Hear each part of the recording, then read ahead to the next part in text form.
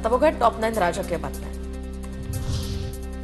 लाडकी बहीण योजनेचा लाभ घेतलेल्या सरकारी कर्मचाऱ्यांचा लाभ बंद, तर महिला बालविकास मंत्री अदिती तटकरे यांचं लेखी उत्तर।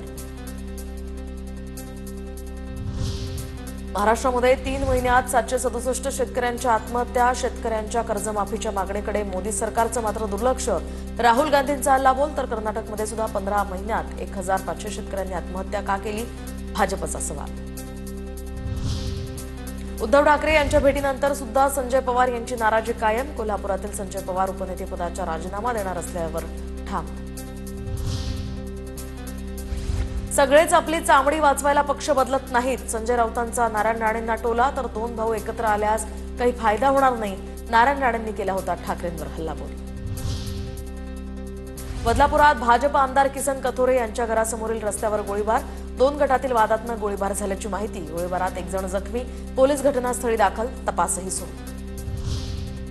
राज्यात 1,35,000 कोटींच्या 17 गुंतवणूक प्रकल्पांना मान्यता, या प्रकल्पांमुळे तांत्रिक नवकल्पना, संशोधन, विकास आणि रोजगार निर्मितीला चालना मिळणार, फडणवीसांची प्रतिक्रिया। विधान भवनात राहुल नार्वेकर आणि पटोलेंचं हस्तांदोलन, तर नार्वेकर पटोले समोर आल्यानंतर स्मितहास्य करत हस्तांदोलन केलं। अधिवेशनाच्या दुसऱ्या दिवशीच राहुल नार्वेकरांनी दिवसभरासाठी पटोलेंचं निलंबन केलं होतं।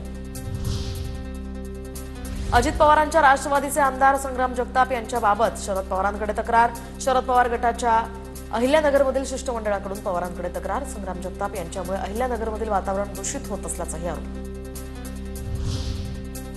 शक्तीपीठ महामार्गाविरोधात आंदोलन केल्यानं खासदार विशाल पाटलांसह 40 ते 50 जणांवर गुन्हा दाखल, याबाबतची फिर्याद पोलीस कर्मचारी लक्ष्मण जाधवांनी सांगली या ग्रामीण पोलिसांत दिली।